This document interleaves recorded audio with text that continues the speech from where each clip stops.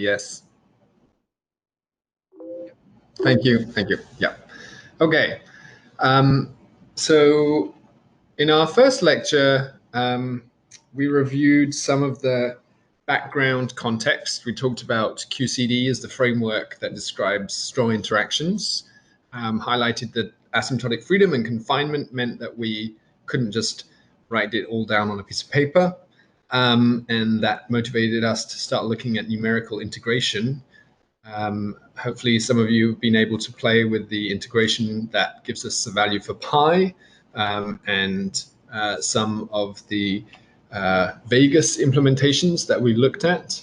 And these are great for low-dimensional integrals, but as you know, the kind of integrals that we're interested in are not low-dimensional. They're complicated multi-dimensional path integrals. So we're going to start to look at numerical methods for spin models.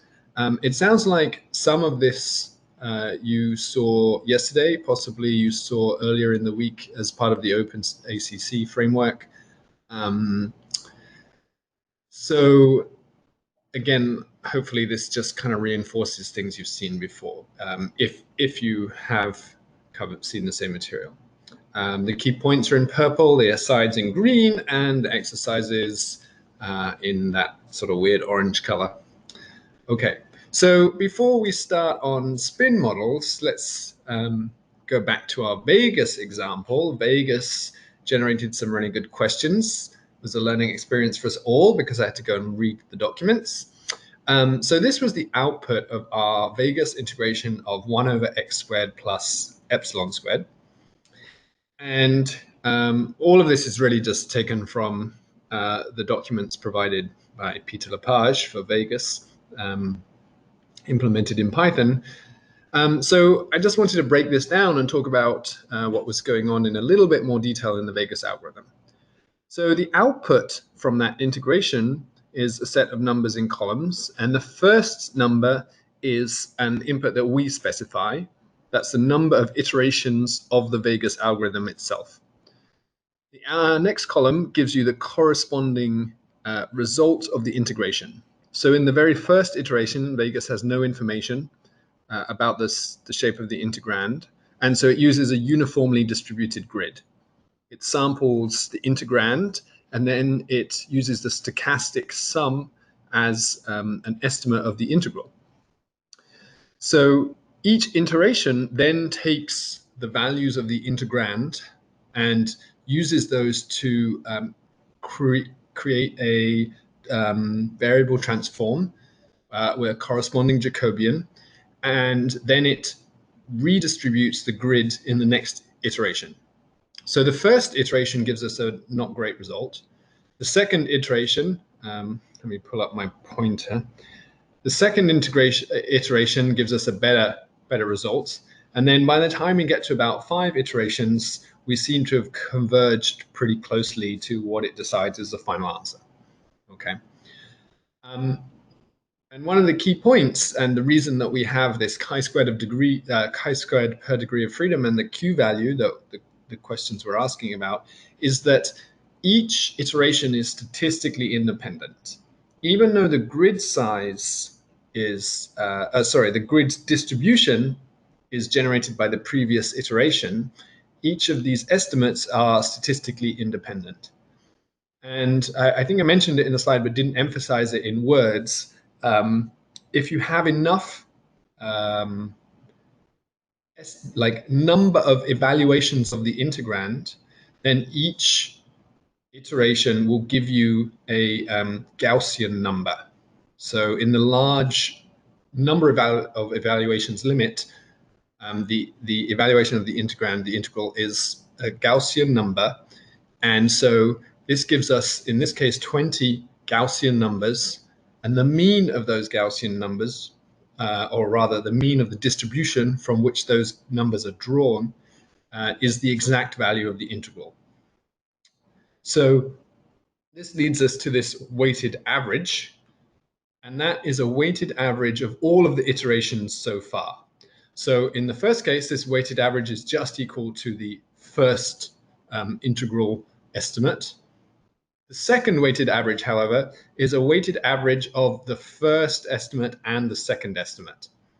And they're weighted with the inverse of the uncertainty. So in the second one, it's clear that this is strongly favoring this value in the weighted average. Okay, this is much closer to this second value than the first value. All right, so that's the weighted average. The weighted average is calculated by minimizing this chi-squared. And this is where the chi-squared per degree of freedom comes in. So the chi-squared in this case is the sum of the individual integral results. So this capital I subscript I is an entry in the second column. So I1 is here, I2 is here. And this is the mean, this is the weighted average, the I bar. This is the result after, let's say 2 iterations. So I bar here would be this value. Whoops. Then the chi-squared is minimized, so the weighted average is determined, this value, to minimize chi-squared given here. Okay, so that's because this is a set of Gaussian numbers that are statistically independent. That's why this chi-squared comes in and is a meaningful number. So this is not, by the end of the process, a very great chi-squared. It's not the worst, certainly better at the end than at the beginning. And this appears to be reflected in the Q value, which goes to 0 and stays at 0. Now, of course, you have to remember that this is only the default Vegas printout in this Python implementation is only printing out the first 2 decimal points. So this doesn't mean that this is 0 to however many digits this number is stored in. I don't know whether it's a floating point number or not, but or something longer. But to 2 digits, it seems that Q value doesn't change.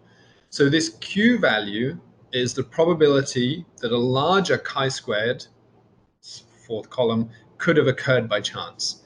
So if Q is very small, then that tells us that we basically need more evaluations. So I forget the number of evaluations per iteration. I think it might have been 10,000, but this was a very peaked integrand.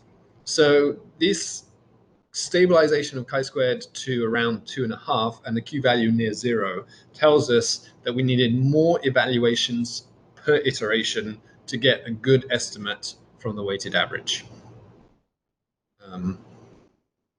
Hopefully that clarifies the output of that Vegas algorithm.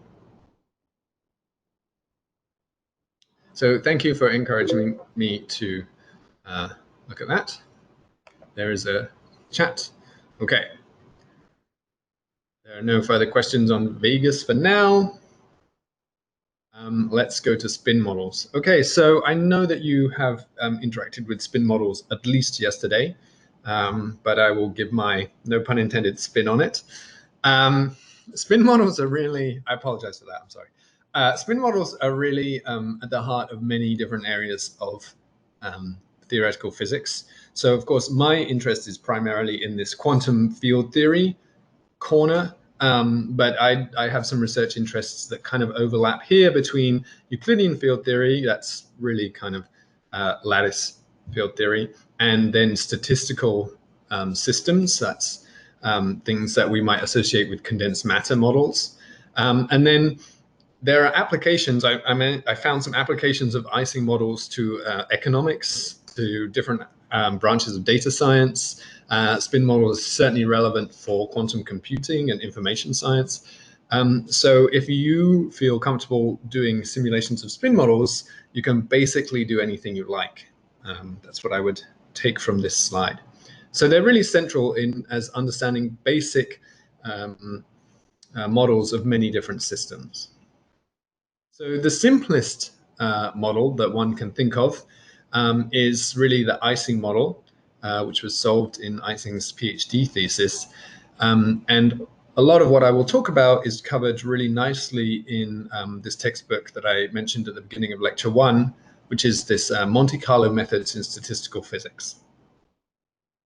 So the Icing model is both simple conceptually, and it's the simplest model to have a phase transition in 2 dimensions. So it's relatively easy to study, both analytically, it turns out, in 2D, and numerically. And the basic idea is that we have a set of lattice points, just as we did before, and at each of these lattice sites, we put a spin. So in the classic Icing model, this is just a spin that points up or down. It has a Z2 symmetry. And you can think of this as being +1 and -1, or 1 and 0, or spin up and spin down. This represents many different possible physical systems. And the system, in the absence of an external field, is described by a Hamiltonian that couples, in a traditional model, just the nearest neighbors. So sigma I here is the spin at each site, where I and j label the sites, and it's coupled with some coupling constant j to just the nearest neighbors. And this gives us our Hamiltonian. And then the probability of finding a given configuration, for example, the probability that we find all spins up or all spins down, is given by the exponential of beta, which is 1 over the Boltzmann constant times the temperature, times this Hamiltonian, weighted by the partition function. So this partition function is what we really want to obtain when we think of solving this model. Okay, so the partition function allows us to relate this microphysics, like lots of atoms with spins, to some macroscopic things that we could actually measure, like temperature or entropy, if you're comfortable measuring entropy. Anyway, some statistical properties of the systems. And so we can obtain observables, which is perhaps not how one necessarily thinks about statistical physics, but is certainly how one thinks about quantum field theory and quantum physics. We have these operators that we represent as functions of spins, and then we average over those with this probability measure that is e to the minus beta times the Hamiltonian. Excuse me. And so So this function of spins I just highlight here, really in an Icing model, all we've got is spins, right? There's really nothing else. So every function, f of sigma, is really just some product of spins. And this is our first indication that it kind of looks like some sort of quantum mechanical or quantum field theory object, where we have products of, in quantum field theory, the fields that describe the particles, and we want to find correlation functions or expectation values or Green's functions, depending on how you like to call them. And these sorts of objects appear both in statistical mechanics and statistical field theory and in quantum field theory. So in 1 dimension, that very simplest Icing model, which Icing solved in his PhD thesis in 1924, he showed that the propagator is e to the minus the Boltzmann constant times the distance between the 2 spins. Okay, it's translational invariance, at least discrete translational invariance.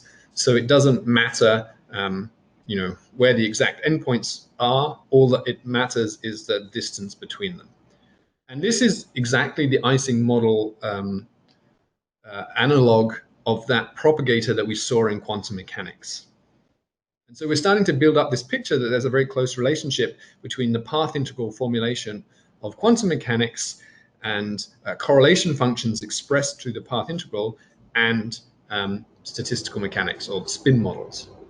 So currently, I don't think there is a 3D, there's no analytic solution in 3 dimensions for the Icing model. So even though this system is conceptually very simple and certainly analytically simple in 1 dimension, just increasing the number of dimensions rapidly increases the difficulty of the problem. So again, please stop me if you have any questions. So as I just said, to make it a little more explicit, there's this very close analog correspondence, it's more than an analogy, between correlation functions in spin models and path integrals in quantum mechanics.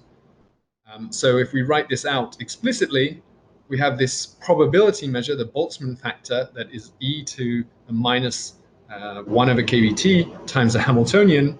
And that looks exactly like our e to the minus s up to some units, where s is our lattice action, remember, or our action in general. And then here we have a discrete set of spins, so we have a sum over spins, whereas in the path integral, before we put it on the lattice, we just have some integral over the possible paths between the initial and final times. And we've got this normalization factor, which is just the sum over the Boltzmann weights. And in both cases, this is just the sum over, or rather the integral over this classical action weighting piece. So a statistical spin system, in fact, in d dimensions, in d space dimensions, corresponds exactly to a quantum system in d space-time dimensions. So sometimes you see this written as a correspondence between d spatial dimensions and d minus 1 spatial dimensions. So it's just important to just highlight that this is the space-time dimension and this is spatial. So that is why people talk about this correspondence between d and d minus 1, because they're considering only the spatial dimensions. And in fact, as a comment, you can sort of imagine this picture where you take the average spin in some local area, and you can replace the average spin with something like a mean field, and then you have a continuous, you can end up with a continuous variable that you can integrate over, and this kind of leads to the statistical analog of quantum field theory, which is statistical field theory, where a field is defined at every point in space or in space-time. So using the Icing model, what kind of things are we interested in measuring? Well, the Icing model is a great starting point for understanding magnetization. What we imagine, let's say, in a piece of iron is a bunch of spins. And if we apply a magnetic field, we stick the magnet to our fridge, then all of those spins align, roughly speaking. Of course, we can also have spontaneous or kind of internal magnetization, and we measure that by summing over the spins and then just normalizing by the number of total spins. You can calculate what's basically the variance of the magnetization, and that's the magnetic susceptibility.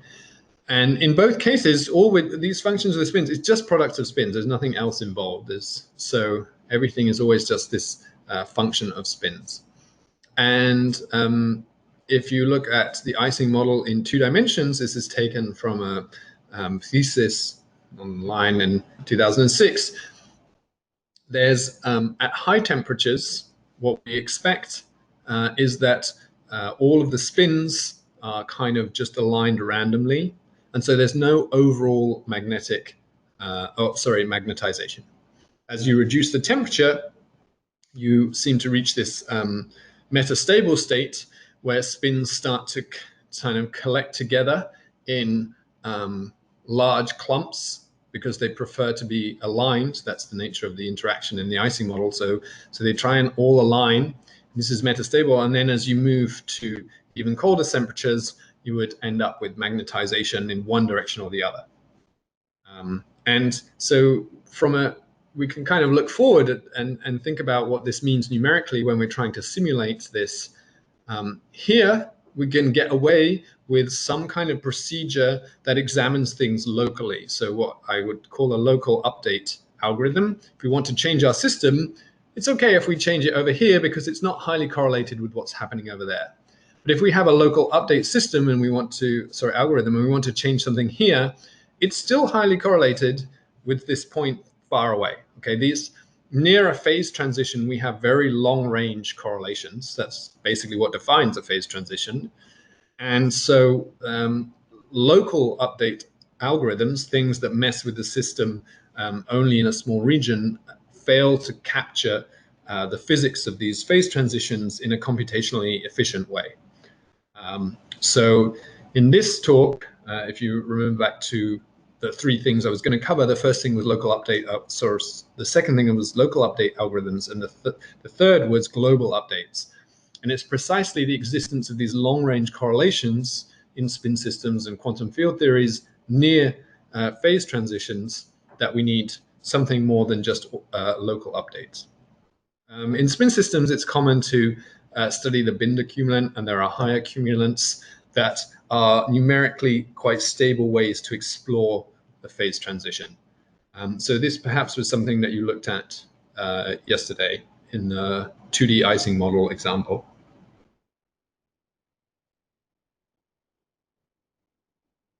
Okay, so my claim is that we've reduced quantum mechanics, and because there's this close, I'm just going to check in with a. Yes, boundary conditions for the model are important. So the obvious case where you may have something that isn't periodic boundary conditions is when you have something like a fermionic particle, possibly. In the Icing model,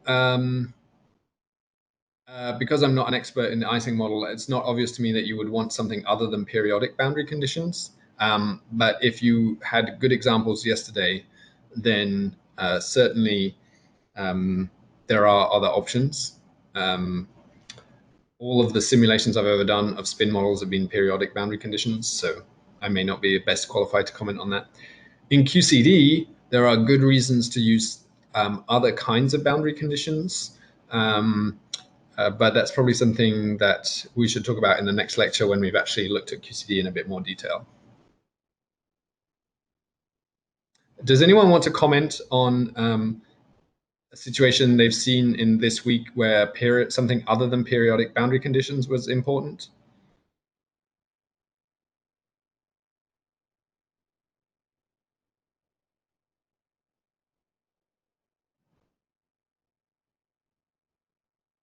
No one wants to comment.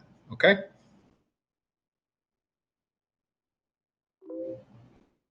Okay. Certainly in something like the Icing model, I don't see any reason not to use periodic. There are systems one can imagine, such as frustrated systems, where the geometry means that, for example, on a triangular lattice, you can't always have all spins aligned. And there you might have some complicated boundary conditions, but that's not something I would be able to comment on. Okay, so I'm going to assume that, does that answer your question, Benjamin?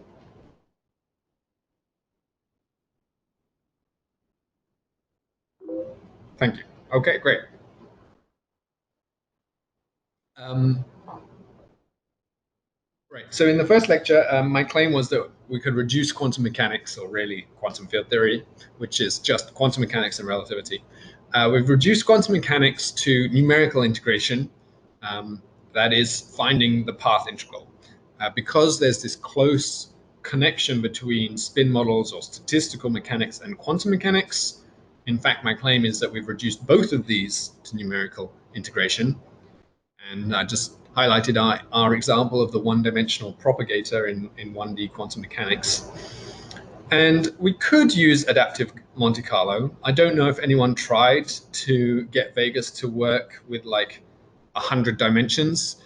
I've never tried that many, but the larger the number of dimensions, the harder it is for Vegas to adapt its grid. So there are some types of integrands for which Vegas doesn't work, and particularly if it works well when in many dimensions when the integral is separable. So Vegas has a hard time if it can't adjust the grids in the different dimensions independently, without being efficient. So Vegas does well when parts of the integrand are approximately separable, and it can kind of deal with the grid size for each variable separately.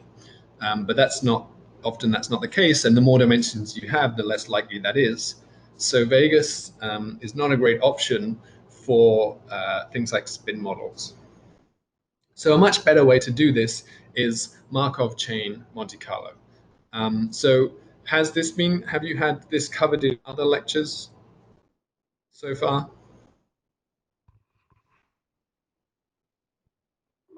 No, great. Thank you very much. I appreciate that. So then let's talk about Markov chain Monte Carlo. So we're going to go back to our one-dimensional quantum mechanical propagator. Um, okay, yeah, that's a useful comment. So many years ago in my PhD, yes, thank you, yes, Professor Geet says, I've never had success in more than 4 dimensionals for strongly peaked integrands. So many years ago in my PhD, I actually used Vegas, and it's changed quite a lot since then, which is why I couldn't answer your questions, and I'd forgotten about it. And I did some 8-dimensional integrals, but it did not enjoy those. In fact, one has to parallelize for sure if you want to do a 4-dimensional, an 8-dimensional integral.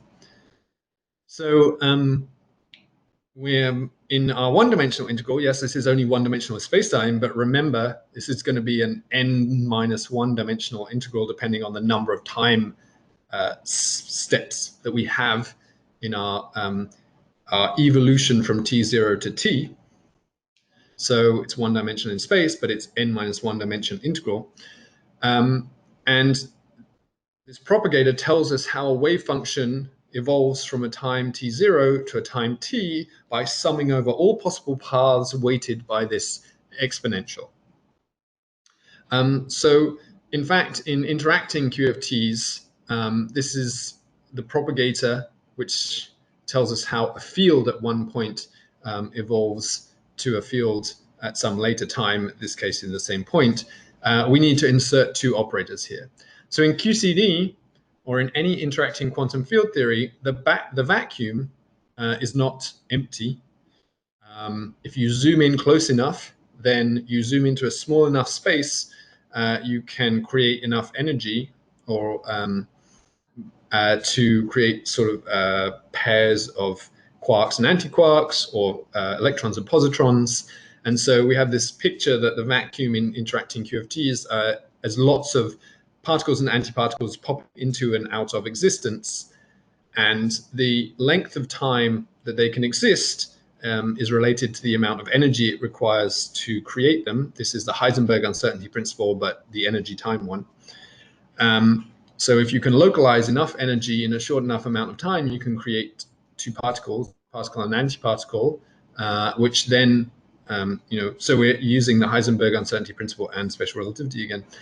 And this means that the propagator is not from the vacuum to the vacuum, but we actually have to insert a particle. So this operator x in quantum field theory language creates a particle at x at some time t1, and then it annihilates that at some time later t2, in this case at the same x. Okay, so this is the path integral from interacting quantum system. It's the same it's really the same propagator, it's just a technical difference.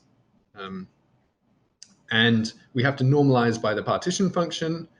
And so instead of integrating this integrand, which the integrand we consider as essentially x squared times this exponential factor, we can imagine absorbing this exponential into our path integral measure. So then we have this weighted integral over just x squared, well, xt1 and xt2. Okay, so this is not a sum over this whole integrand, but a weighted sum over this part of the integrand. Okay, and that is key to understanding Markov chain Monte Carlo. So so let's step aside for the minute and look at what we can get out of lattice calculations. So we're just going to explore this propagator a little bit more and then look at how this this Monte Carlo method works. So the propagator takes us from some state, we could imagine some wave function at some, in the Heisenberg picture, it doesn't depend on time, and then we evolve in time, we measure the position, evolve in time, and measure the position again, and that gives us our propagator.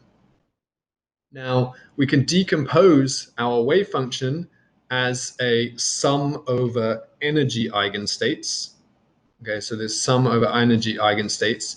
And then the Hamiltonian acting on those energy eigenstates will give us just the energy.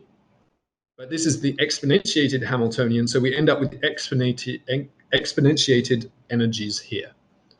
Okay, so we've got a sum over all possible energy eigenstates. This Hamiltonian can act here, and this one acts here, and that leaves us this middle piece and a sum over these energy eigenstates. Now, these are decaying exponentials.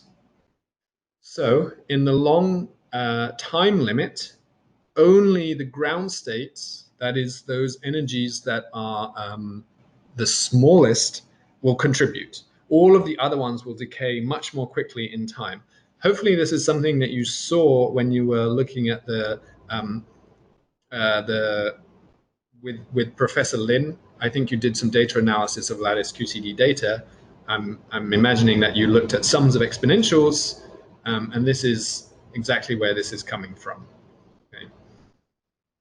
So then finally, we can insert a complete set of states and decompose it into, so we can insert one here and one here.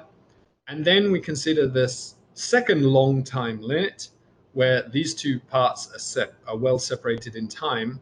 And then the first excited state will be the only contributor. So why is it the first excited state in this case and not the ground state? Well, X flips parity, and the ground state in, say, the simple harmonic oscillator is parity even. So it has to be parity odd, which is the first excited state. So what happens is we have some energy eigenstate in the ground. This is the ground state. We measure the X, and then the first excited state propagates for this time. We measure the X again, and we get out the ground state. So this is inserting an E1 here and an E1 here gives us this amplitude squared times the relevant decaying exponential, and then there's some cancellation in this ratio. So the basic message that's highlighted in purple is the key take-home point.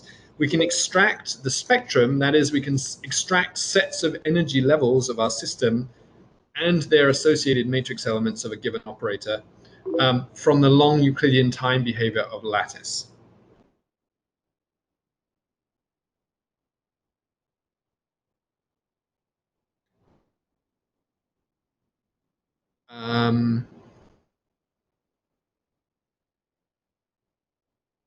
I think so.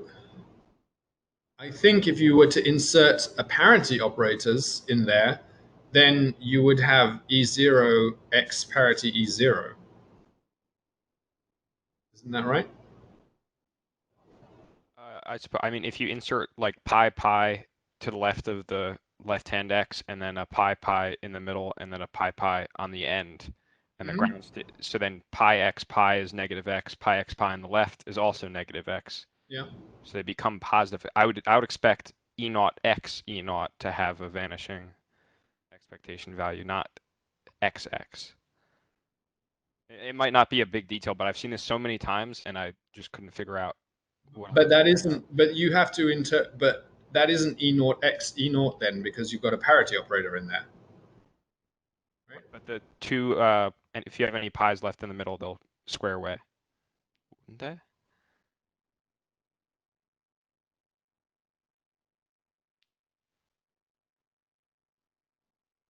Like if you insert pi to the left of the left-hand x, one acts on E naught, which takes it to E naught because it's even parity. In the middle, you have pi. Yeah, but pi acting on E naught is going to give you 0, no? Or is it just E naught? It would just give you E naught, E I naught. think.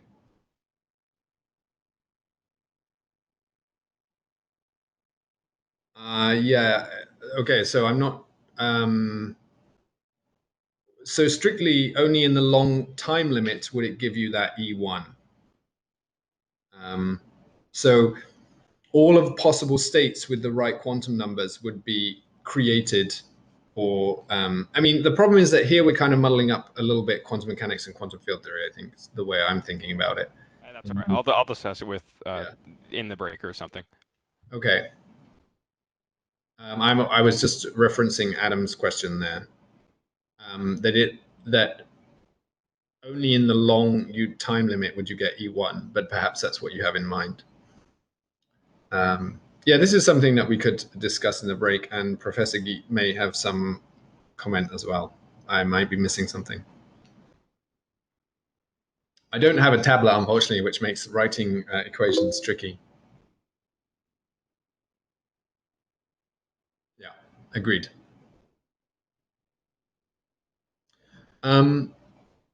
So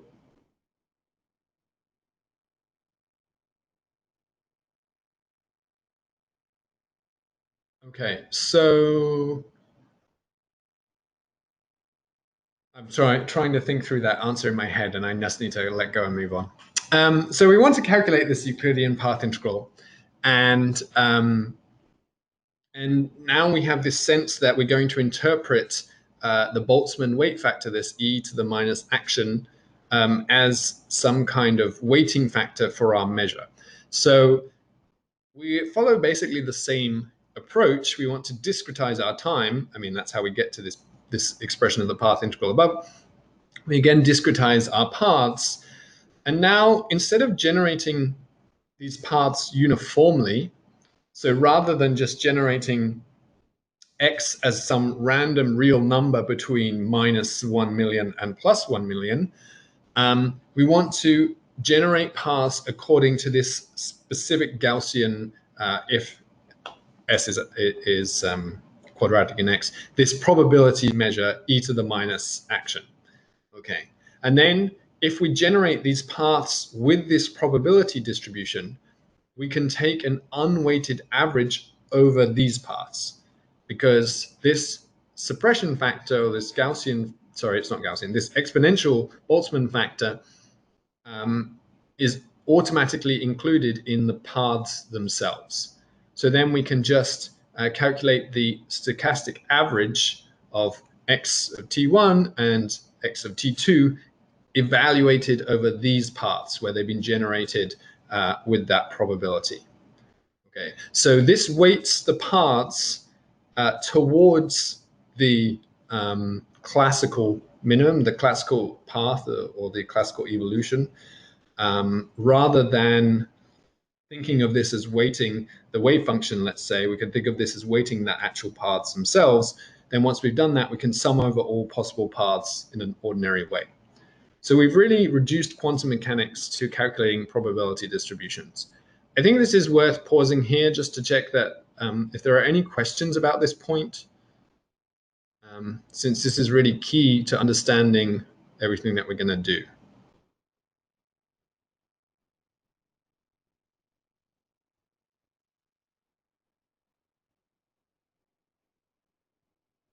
Okay, so people are happy that we can distribute our paths according to this Boltzmann weight factor.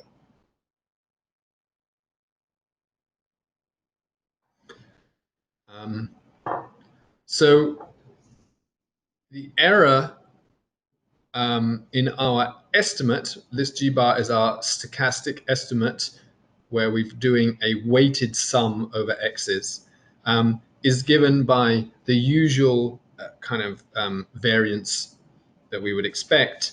So here we've got the same operator squared. Okay, this is quantum mechanics, the bosons, the ordering doesn't really matter. So we've got the operator squared minus the square of this operator itself. Now, these are actually just ordinary quantum mechanical objects, right? We don't have to evaluate these using Monte Carlo techniques. We don't have to do that. If we were good enough at math, we could, in principle, just solve the integrals. So these are completely independent of n, which is the number of paths in this case. So it's basically the number of statistical estimates. And so our Monte Carlo statistical errors, which are the square root of this variance, they must scale as 1 over square root of n. You can disregard that. That was just for people thinking. Okay, thank you. And so this is where the question came in lecture 1: do these errors scale as 1 over n? Well, it's related anyway. So the main driver of the noise, or the imprecision in our estimate of a given observable, such as the propagator, will be the number of times that we can evaluate this sum.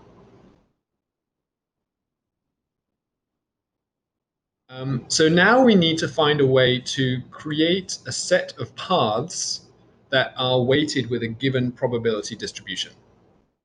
So the way that we're going to do that is to use Markov Chain Monte Carlo, MCMC. So we start from some specified path. It really doesn't matter what we choose. In this case, we could just fix the initial point on every path to be 0. And then we're going to visit every site on the lattice. So in this case, every site on the lattice, we're in 1D. It means every site, every t. Okay. So remember, we've got a wave function here. We've got a wave function here. We've split the time between them into nodes. We're going to visit each one of those lattice sites in turn. And we're going to randomly modify x according to some specific procedure, right? Obviously, I'm going to outline this procedure in a second. And what we want to do is randomly modify x at every point in such a way that the path is distributed according to e to the minus of the action. So any algorithm that we choose to implement number 3 has to satisfy 2 requirements. The first is ergodicity. There has to be ergodic. So we have to be able to reach any possible path from any other, at least in an infinite number of steps. And we also have to satisfy detailed balance, which is a property that we require for our Markov chain Monte Carlo, which really tells us that going backwards and forwards between steps is essentially the same. Okay, so the first algorithm that we will investigate is the Metropolis algorithm. And this is really kind of the most obvious thing that one could do to generate a set of points distributed according to some probability distribution. So remember, we're going to visit through each of the sites in this 1D time lattice, and then we're going to perform the following procedure. We're going to generate some uniformly distributed random number between 2 bounds that we're going to pick, minus epsilon and epsilon. And we're going to modify our x at that time position by adding that epsilon. Okay. And then this is the key point that gives us our distribution. We're going to calculate the change in the action generated by this modification. Okay. If changing x at that site reduces the action, then we accept that change and move on. That's because e to the minus s is heavily weighted towards s is 0. Right? That's definitely going to be the dominant path. So we want to minimize our action in general. If we find that s, the change in the action that's caused by modifying x at this point, increases the action, then we want to generate a new random number and see if the exponential weight factor is larger than that number. If so, we accept the change. Otherwise, we reject the change. Okay, and then we move to the next site. So once we get to 6 at a given site, step 6, then we don't do anything else. There's no more sort of generating of new random numbers and trying to check, repeating it. We just accept that this change is not going to be implemented, and we're going to move on to the next one. And this is the classic Metropolis algorithm. So maybe let's ask, is there any questions about that? Perhaps I should have drawn a diagram to go with it, but. Does that random number perturbation, does that happen in every single lattice site or just one at a time? So that's a good question. There's different ways to implement this. depending on the details of your action, and so almost all quantum field theories, not true in statistical field theories, in quantum field theories, we want our action to be local. So the action at a given point depends only on maybe its nearest neighbors, not always, but maybe something like that. So we can pick different lattice sites if they're sufficiently far away and update in parallel. So it's certainly possible to move through the lattice, and in fact, we'll see one way to do this later and make this parallel. But the like super classic way, and especially for a one-dimensional implementation, is to move through the lattice one step at a time. We can't update nearest neighbors in almost any theory that you can think of because the action at one point depends precisely on its nearest neighbor. So we don't want to be updating two next to each other. Does that make sense? However, we can, if it's sufficiently local, we can update sites far away simultaneously. Okay, gotcha. And there are slightly different ways to, sometimes this can be implemented where you pick a site at random to update rather than moving this uniformly.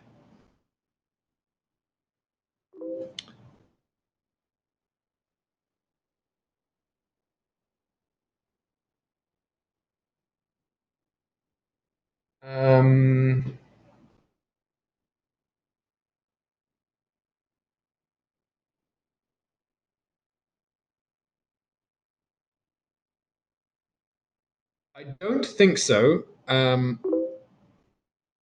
Yes.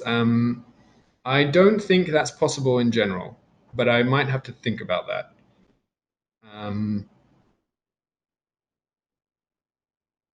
Unless you have a Gaussian theory, I don't think you can reduce.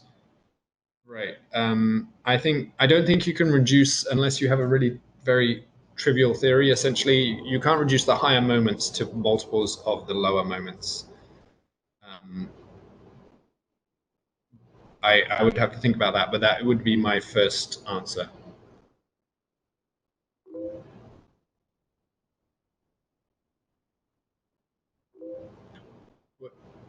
Right. So, I mean, basically, when you think about the action, what you have is usually something like a quadratic action. That's what I would mean by Gaussian theory. And then when you derive Wick's theorem, usually your starting point is non-interacting quantum field theory. So once you have, and there you're assuming, small perturbations, which, as someone else has pointed out, is not valid in QCD at low energies. So.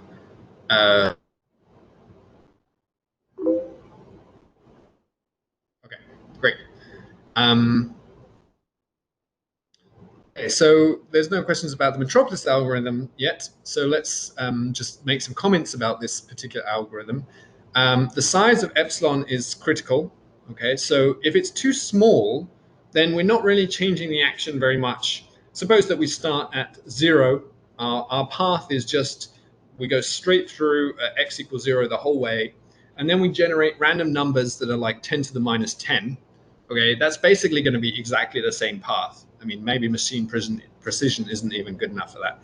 So the paths are definitely too similar, and we're not going to make any progress in like really generating a good spread of points that are well distributed. If we make it too large, however, the action will be, the change in the action will be too big, and the changes will always be rejected. So we have to tune epsilon, and it's really theory dependent, so that like maybe 40–50% of proposed changes are accepted. We also need these paths to be statistically independent.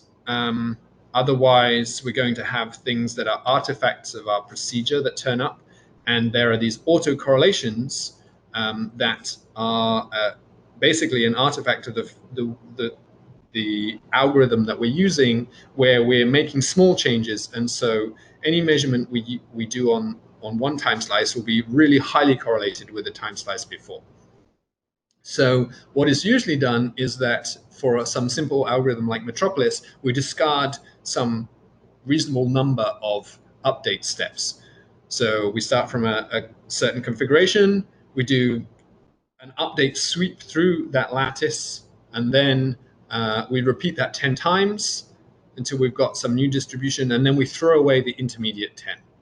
Okay? And this avoids too many autocorrelations. So we'll look at this in a bit more detail later.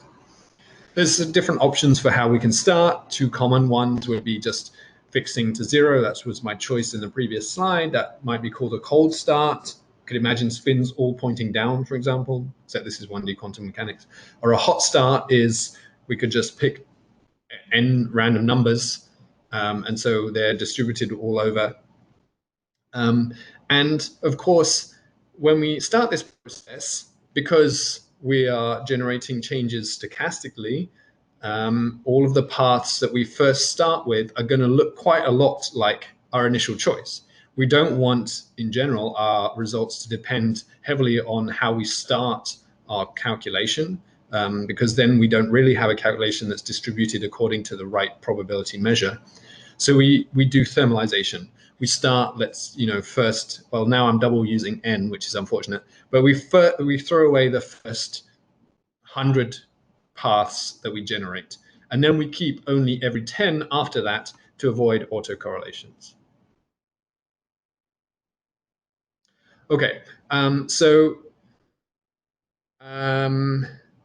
the first exercise here was to write a path integral for the one-dimensional simple harmonic oscillator. So what I'm going to do is, I do encourage you to do this. I think I've set the settings for this correctly. I'm going to share a notebook that I have.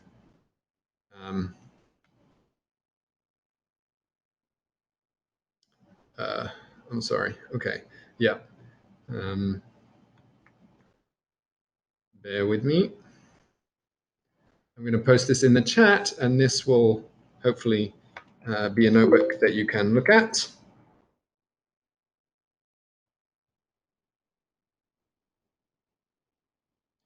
Okay, so of course, I installed some extra things, so I suggest you don't try to run this off the bat. And if you do want to play with it, please please copy it to your own drive. So here, this is actually based on this. Someone mentioned this Monte Carlo, lattice QCD for novices, which I have updated lecture 1 notes. I don't know if those will be posted online or not, but this implementation of the Metropolis algorithm is based on the example in that paper, and then this has been updated by my student for collaboratory, and then I have in turn updated it to share with you a little. Okay, so the first point is that this code is starting to get a little longer. We define an update step where we visit each site and generate a random uniformly distributed number between epsilon, minus epsilon, and epsilon. And then we keep the change if it makes the action smaller. And then there's a calculation of the action, of course. I don't want to go into all of the details of this because it's a little bit longer and I've left it for you to explore. But if you do have the notebook open, you can scroll down to this plot of this propagator. The error bars on this are pretty small. I'm a little surprised by how small they are, but okay. Let's suppose they are correct. And probably what you saw is something not too dissimilar from your data analysis with Professor Lin. In fact, something I've added here is the next block of code where I actually fit this with another Python library called LSQFit. And I know that on Monday you will be talking more about fitting lattice data, and I just wanted to highlight this LSQFit is a commonly used library in Python for fitting, well, any function you like, but in this case, it's a sum of one exponential. So here you can see some use of this gvar variable. So we give LSQ fit some estimate of what we think our parameter is going to be, and then this is A times the exponential of the decaying energy times X. Okay, this is exactly the formula that we saw in our spectral decomposition when we looked at the propagator. We call LSQ fit, and then if you scroll right to the bottom, if you're having any problems, just send a message in the chat and I can share this screen, and you'll see the plot of that fit. The output of LSQ fit gives us the chi-squared, the energy values with the uncertainties, and then I've plotted this against that correlator. And this is kind of what you're going to see in lattice data, is that at early times, which is plotted on the x-axis, you have many different states, many different energy levels contributing as decaying exponentials. So certainly for the first few time steps, this is not a very good fit. It's not a great fit anywhere. But at the longer time ranges, you can see that those curves are starting to lie on top of each other. Can you hear me now? Yeah. Okay. Yeah, so just rewind like 30 seconds and we're good. Okay. So 30 seconds of rewinding. I think this is okay, you could give me a hint of what was the last thing you heard. No? All right, fine. That the fit was kind of similar to what we did for expected mass, or what was it called? The M star effective mass. Yeah, that's right. Yeah. Okay. Thank you. Yes. So this is this decaying sum of exponentials. So maybe I'm sorry if I'm now repeating myself, but the first set of time values is a lot of different energies contributing, and our fit is quite bad. But in the long time limit, we get this one ground state mass that's starting to dominate. We also have symmetry in our time coordinate. So actually only half of the lattice data is covered by this decaying exponential. Yes, it does. That's what I was about to be describing. Yeah, thank you for that question. So this is really something like a cosh.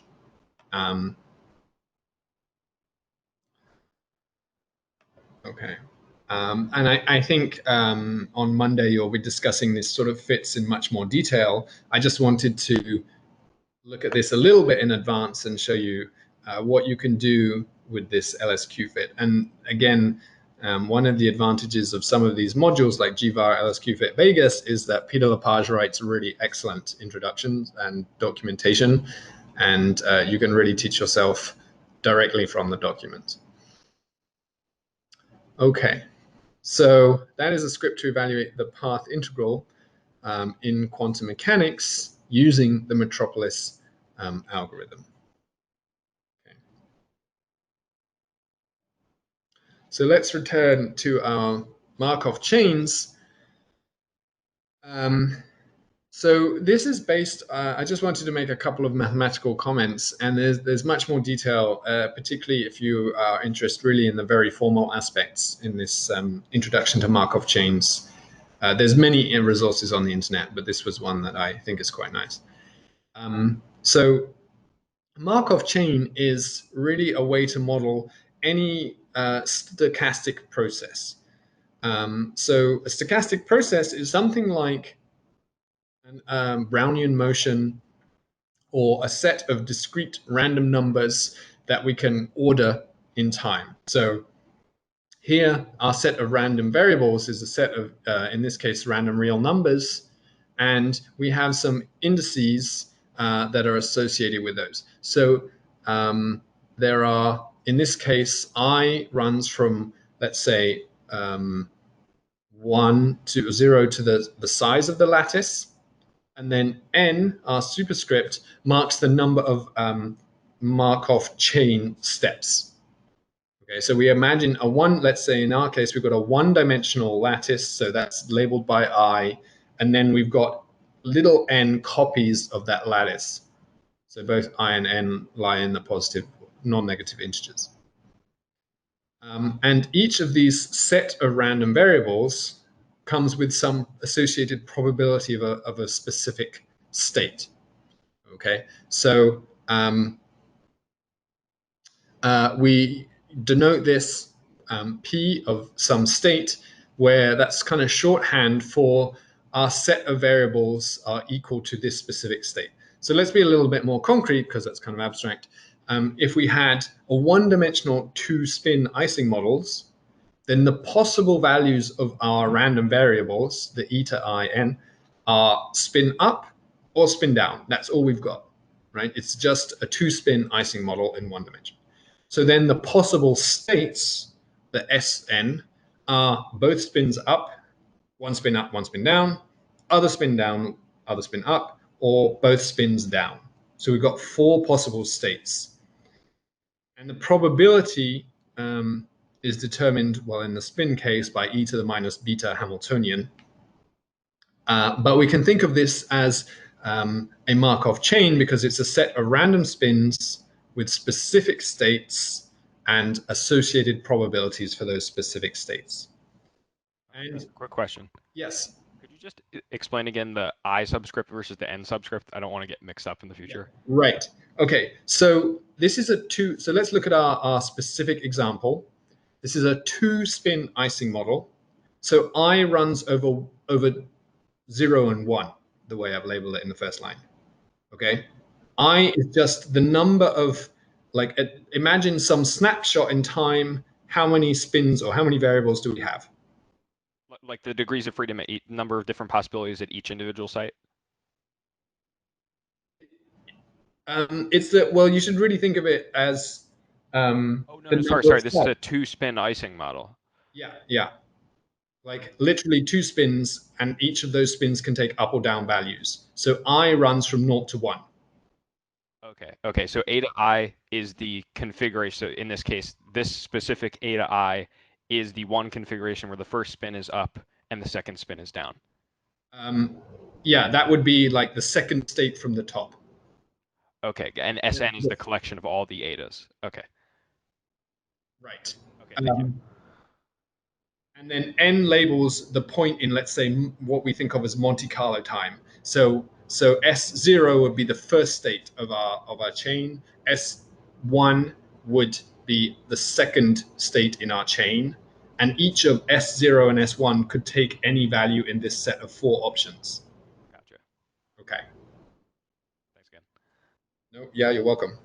So what makes this in particular not just any old Markov chain, any old like stochastic process, because there are many, I mean, there's an enormous area of mathematics, is that they have what's called the Markov property. And the Markov property tells us the probability of a given state, let's suppose it's the third in our chain, given all of the earlier ones, is equal to the probability of that third one given the one before. Okay, let me make that a little clearer. So the probability of a given state depends only on the state before. It doesn't care anything about all of these ones. So if n is the third one, it doesn't care about how we started, or the first one, or the second, or like n equals 2. No, it cares about n equals 2. Sorry. It doesn't care about n equals 0 or n equals 1. It cares only about n equals 2, right? So we say that this Markov property, the Markov chains, are forgetful.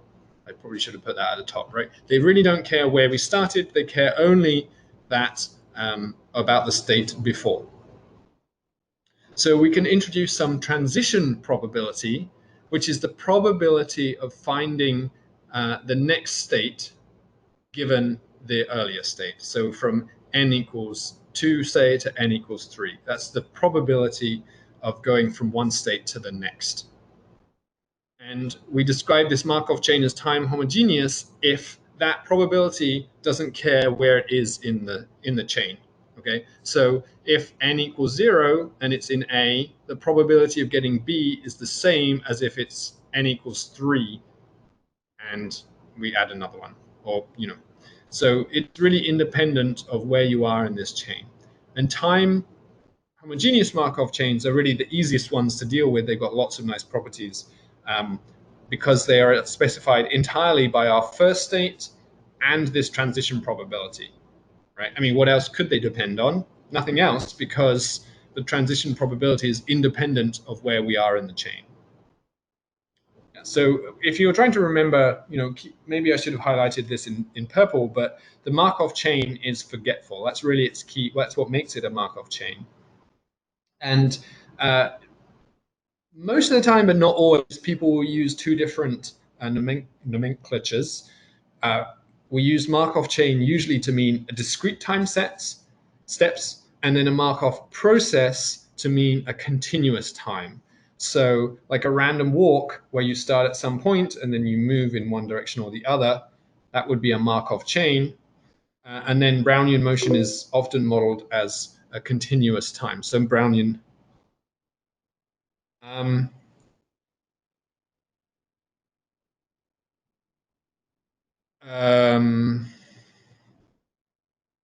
Yes, is that a problem? Isn't that what I'm saying? Well, you said continuous time, but not continuous state space. So like with the Markov chains, they have a discrete time step Yeah. and a discrete state space. Right. And then the Markov process has continuous time, but usually a discrete state space. Ah, okay. Yeah, so you're right. This is why I was trying to say generally. So it could be that Brownian motion is not considered by many to be a Markov process because it has a continuous state space. That's a fair comment. I was trying to think of a good example that people will have come across that had continuous time. If you restrict the Brownian, if you restrict Markov process to discrete state space, then you're right. I think Brownian motion doesn't count. But I'm not an expert in properties of Markov processes, or even Markov chains, for that matter. Anyway, this is not this is not universal naming either. That's one of the problems. Okay, so the Metropolis algorithm works pretty well for the Icing model, definitely in low dimensions. And this is just a reminder of how to implement the Metropolis algorithm for the specific example of the Icing model. Okay, so Icing model, we've got spins that go up or down. And so our only option really is to flip the spin. Okay. And then we can determine the resulting change in the energy. That's our spin model equivalent of the action, really. The energy. And then if that is a decrease in the energy, we accept the spin flip. Otherwise, we have to do this second random number generator and, well, in this case, it's the first one, sorry, and accept the spin flip if this exponential is larger than that random number. And then we go to the next site. So this isn't actually somewhere where the randomness can be implemented by the choice of site rather than in this progressing through the lattice. But in any case, this is one way to implement the Metropolis algorithm for the Icing model. And it works pretty well. This is work on quite a large set of lattices in 3 dimensions for the Icing model from 2015. Which I pulled from the internet. You'll see the reference at the bottom. And these are pretty large. This is the largest Icing model calculations that I'm aware of in 3 dimensions, because there's not a lot of reason to go bigger, I think is the main. It's computationally not so hard. And this is the magnetization, which is the average spin on the left. And as we said, or as I showed in that 2-dimensional example, if you start at high temperature, all of the spins are randomly distributed, essentially, and then we go through this phase transition where the correlation lengths diverge, and then all of the spins in this case end up, I guess, the magnetization is measured such that they're all pointing down, I guess.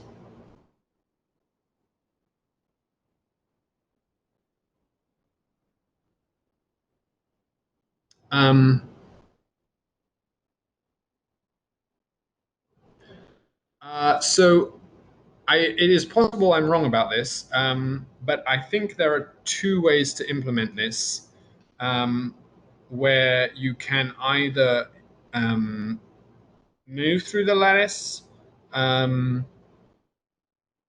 or you can choose at random.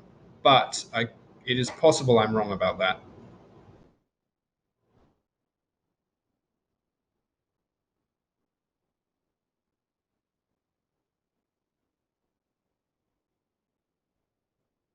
I believe that moving through the lattice one site at a time is a valid implementation of the algorithm. But I wouldn't bet a lot of money on it. I think that's correct.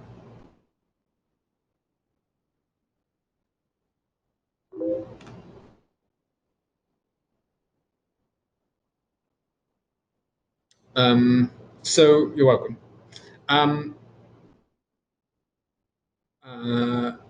Certainly picking a site at random is also an option. The magnetic susceptibility, the variance of the magnetism, is something that diverges at this phase transition. And this is all done with the Metropolis algorithm, which works pretty well, even actually in this case, near the phase transition. So the Metropolis algorithm is strictly local, right? We have only to flip a spin at one site and then measure the change in actions, in the energy. And that means that in complicated cases, perhaps not the Icing model, but in other situations, we get stuck in local minima. So we move towards configurations or paths that have minimized the energy. In quantum mechanics, that would be minimize the classical towards a classical action. But of course, if the action is some complicated function, then we could end up in some local minima, and we don't really end up at the global minima. I mean, global minimization is a very hard problem. So that means that local updates may be not good enough if we have local minima. We also have configurations that have, as I said before, these autocorrelations. And so I've been a little hazy with my notation here, but roughly speaking, the autocorrelations are the correlations between operators at two different Monte Carlo time steps with some normalization, and this decays as an exponential function of the Monte Carlo time, our update step time, and then we call this decay constant, or at the autocorrelation time. It's the inverse decay constant, but it's the autocorrelation time. So the longer the autocorrelation time tau is, the slower these correlations decay in Monte Carlo time, and the longer we have to run our Markov chain to get statistically independent sets of configurations or paths. Okay, so there's the one way around this, certainly for spin models, is global update algorithms. So that's where we want to make changes to the whole system rather than just local changes to specific spins. Okay. So there's a couple that I will mention. One is this efficient checkerboard algorithm. And then there's another which is maybe a little more intuitive.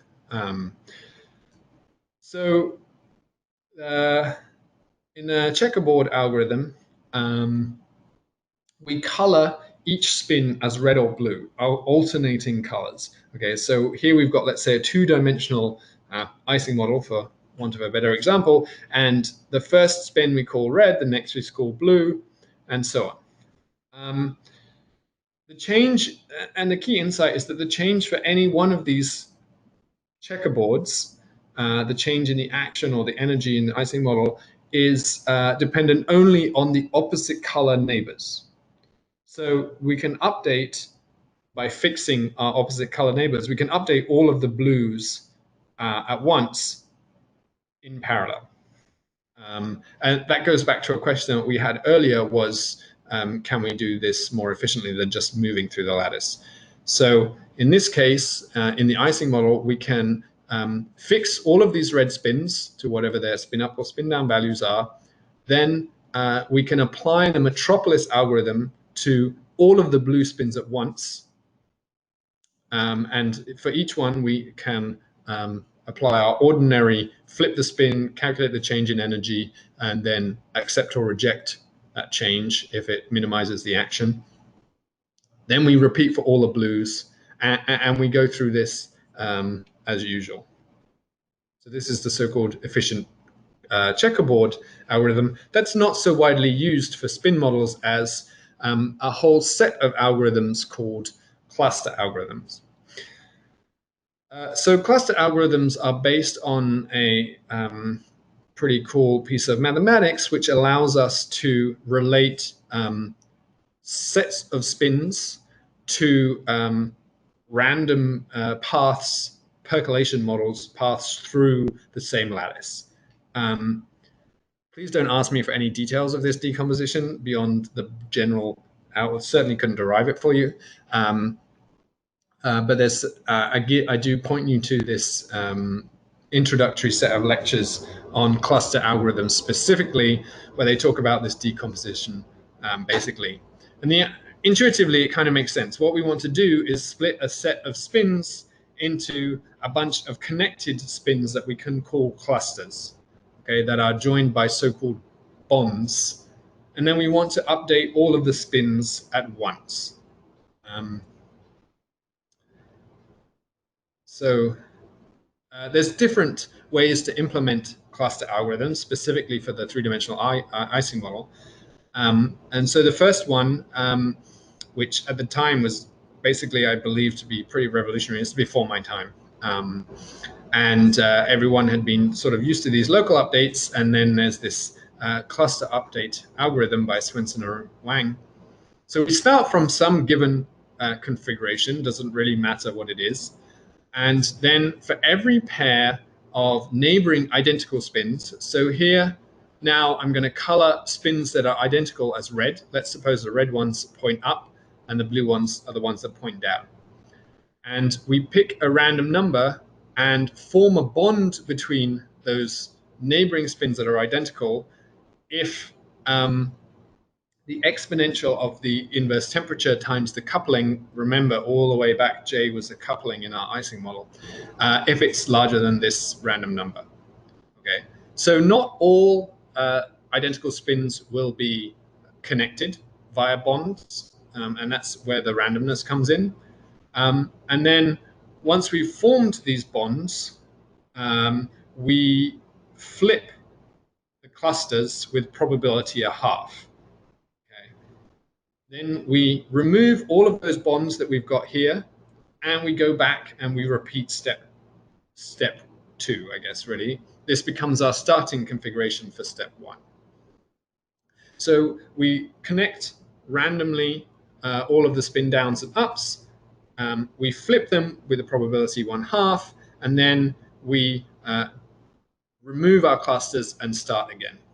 And this is a way that we can manage to deal with large correlations, and we can picture this kind of set of local updates that will get us near a local minima, and then we do some global updates with these cluster algorithms, and that moves us into some completely different minima far away, completely different set of states.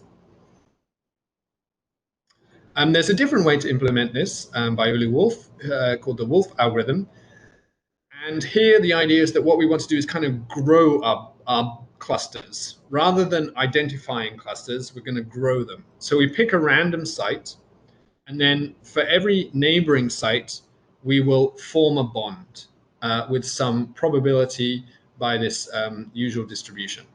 Okay? So let's suppose that we started up here.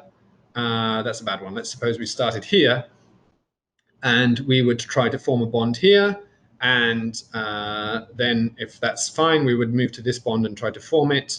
And then we may not always form bonds. And so we introduce this element of randomness by growing the cluster, but with some probability weight. Okay, so once we've finished growing our cluster, we flip all the spins. There's no probability, there's no accept, reject, set in that. We just automatically flip them. Our randomness comes in by the process of growing our clusters from the beginning. And then once we flip those ones, we go back and we start again. We erase our bonds and we start again. So cluster algorithms are really great because there's no, basically there's no accept, reject step. Certainly the Wolf algorithm doesn't have any. They can be extended to other spins. So the Icing model is pretty simple, of course. As long as you can project your spins along one axis and then flip. So if you can't construct something that is a reflection operation, spin up to spin down along an axis, doesn't have to be the z-axis, but if you can't do that, then the cluster algorithms do not work well. Because you can't ensure detailed balance if you can't reverse your reflections. And they work really well when we have long correlation lengths, so near phase transitions, because we can form large clusters and then we can make large changes all at once.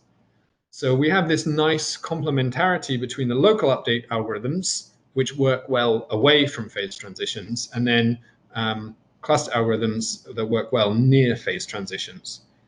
I mean, if you're far away and you've got a lot of disorder, then it's not so great because you can't form large clusters, so you can't make significant changes to your system in one step. If you have frustrated spin systems, so I mentioned that earlier, for example, Icing model on a triangular lattice, I believe, is frustrated. So just the geometry of your model means that you can't align all the spins. It's just not possible with that geometry. Then cluster algorithms don't tend to work well. As I said, you need a reflection operation that you can construct. And if you have very strong external fields, then we know our model is going to want to align as one giant cluster. And it doesn't work very efficiently if we're trying to fight that strong external field and we have one giant cluster that we then flip. It's going to just automatically flip back.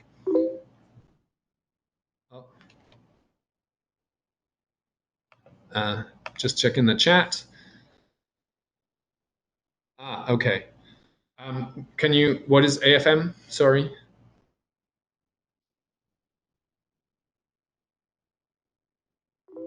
Okay.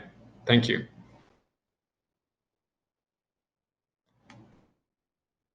Okay.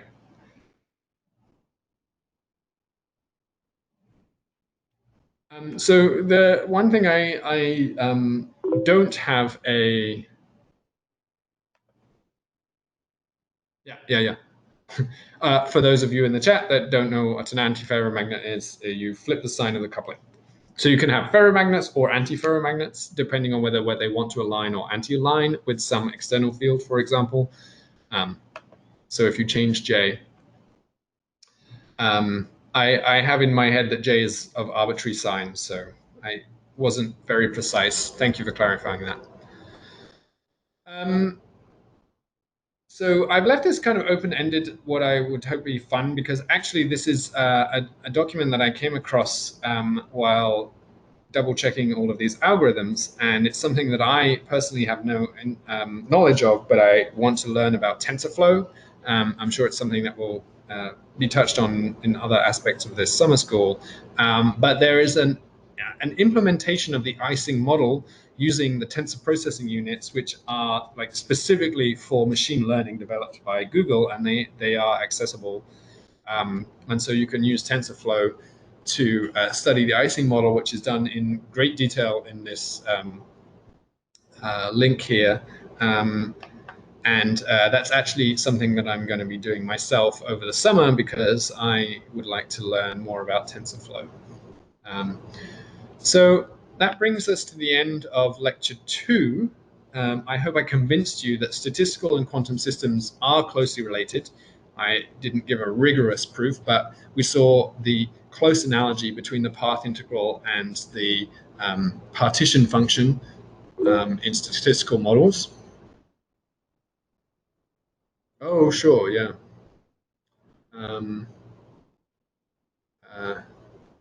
1903 11714.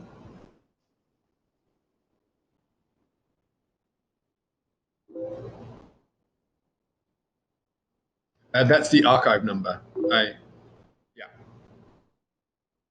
Thank you. So generally, these are very large dimensional path integrals, and we can't use even something as cool as Vegas. So we need Markov chain Monte Carlo. In Markov chain Monte Carlo, we're reinterpreting our integral as a weighted sum, where we change the probability distribution of our configurations according to e to the minus the action or the energy for spin systems. And there's basically two steps for Markov chain Monte Carlo. We can propose a local update, and then we have to accept or reject according to an appropriate probability distribution. And one of the problems is that these local update algorithms have large autocorrelations, so it's natural to introduce some global update algorithms.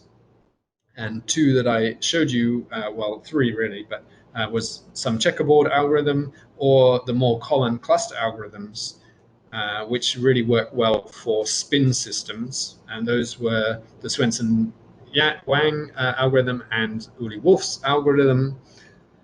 And so next time, what we're going to talk about in, I think, about 15 minutes is moving into gauge theories. So I will discuss what I mean by a lattice gauge theory. Some of you may be familiar with this, but hopefully there will be a nice reminder, and hopefully it will be enough for those of you that haven't seen gauge theories to make sense of the algorithms for SUN theories. And if algorithms for SUN theories doesn't mean anything to you, then hopefully at least it will by the end of our third lecture, which I believe is in 15 minutes. So thank you very much, everyone. Excellent questions. Have fun with TensorFlow.